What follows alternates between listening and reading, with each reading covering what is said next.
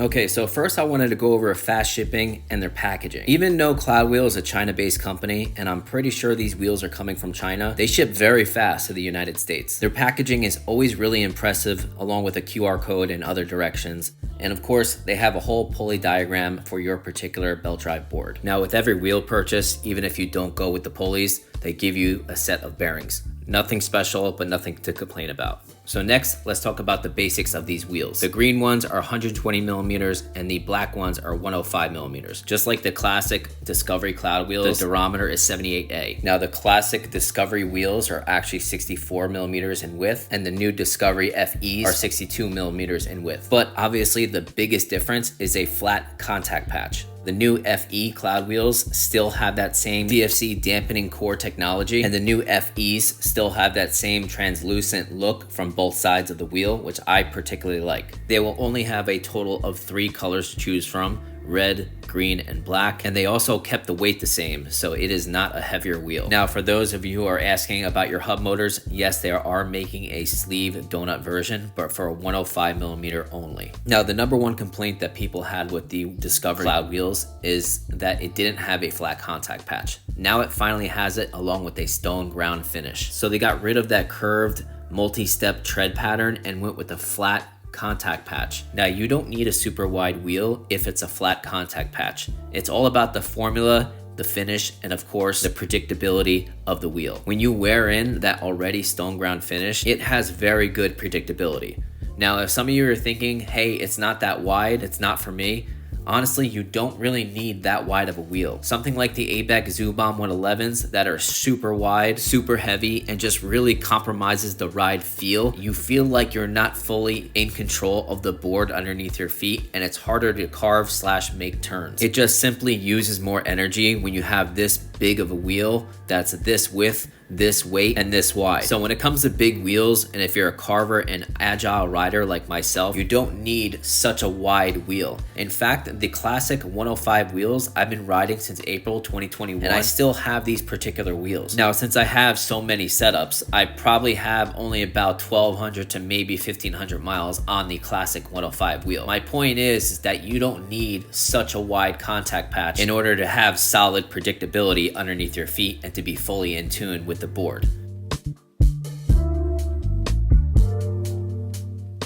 Okay, so let's talk about comfort. As you could probably guess, the 120 millimeter bigger wheels are a little bit more comfortable when it comes to bad roads like this. So if your roads are really bad like this, I suggest utilizing the 120 millimeter FE Cloud wheels. I would say they're about 20% more comfortable than the 105. You also get increased top speed with a bigger diameter wheel. However, you will see a little bit of a decrease in your acceleration. But as you can see, the 120 millimeters eat up all the potholes and cracks. Now don't get it twisted, the 105s can still run over the same stuff that the 120 millimeters have done, but you will feel it a little bit more. Like I said, the 120 millimeters are about 15 to 20% more comfortable than the 105. So if your roads aren't constantly bad like this, and you like that lower center of gravity feel, and you like to be more in tune like me, you might like the 105s a little bit better. For all around everyday riding, sidewalks, cracks, manhole covers, they both can easily take it. Check it out.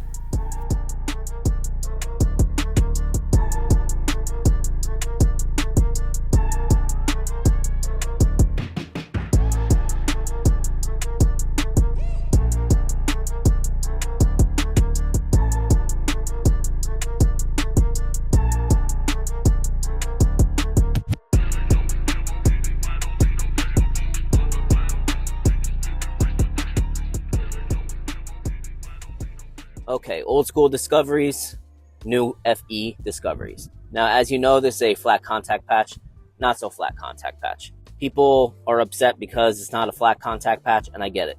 But I think the only thing that's beneficial with having a non-so-flat contact patch is riding over cracks or manhole covers like this. So when you have a flat contact patch and you run over these type of imperfections slash cracks slash manhole covers, you're going to get all that energy coming to you as a rider.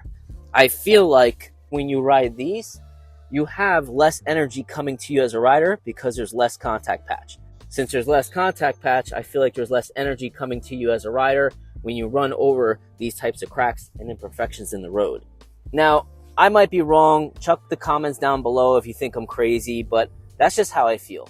Now let's talk about the grip. I think the FE Cloud wheels have very good grip. I've always said even the classic Discoveries still had good grip even though their contact patch wasn't that flat. These are obviously flat, so you will see a little bit increase in grip, stability, and most of all, predictability. That's the most important thing to me, predictability. I think this also has to do with that stone ground finish. I have a set of old 97mm Evolves and their stone ground finish, and they're one of the best traditional street wheels with the best predictability and grip out there. But again, the wheel company has to have a quality formula. If the formula isn't good and it has a wide contact patch, the wheel won't be that good. As long as it's dry conditions, I always thought the Discoveries had great grip, and now it's even better due to the flat contact patch.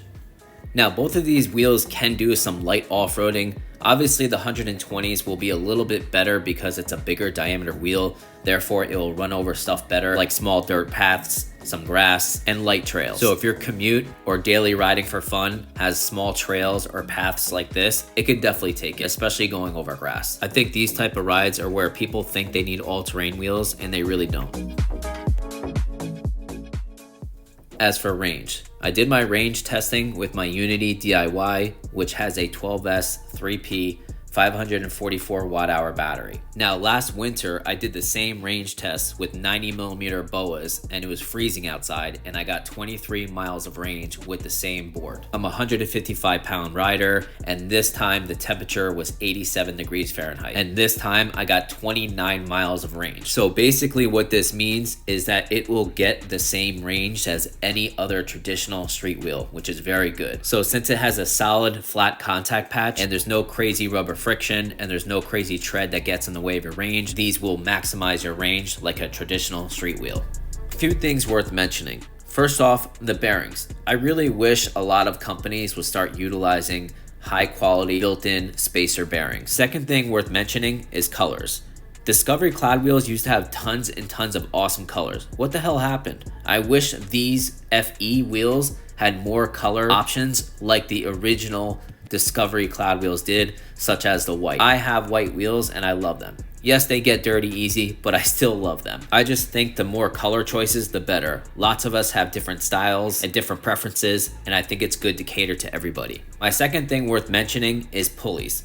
The pulley sizes they only have, I think, is 40 to 45T. Why don't they have the choice of smaller pulleys for riders that want more top speed for their boards? There are so many different boards out there with different performing attributes. Not everybody wants crazy power off the line. Some people want more mid-range to top speed. If you utilize smaller pulleys, you will get that. I actually utilize 36T ABEC with the 105 FE Cloud wheels on my DIY, and it was just a perfectly tuned beast. It had crazy amount of power off the line, had great mid-range power, and it had awesome top speed. If I were to use their standard 40 or 44T or 45T pulley, it just would have been crazy unnecessary power off the line, and then would have quickly died off its top end speed. Now, I'm not telling them to make a 23 or 29T small pulley. I'm not saying that. Maybe a 32, 36, maybe 38 for people to choose a little bit more top speed. But if you did want crazy top speed, hit up M-board/board bumpers for their 29 and 23T ABEC pulleys. I also wish CLOUDWHEELS would switch to Kegel cores rather than ABEC.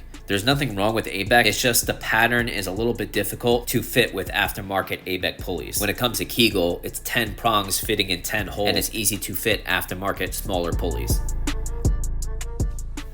Final thoughts. Now, first off, when it comes to pricing, unfortunately I don't know the pricing right now because the time I'm making this video is before the release. But CLOUDWHEELS has always been fair pricing. Now, many people are going to ask what's better.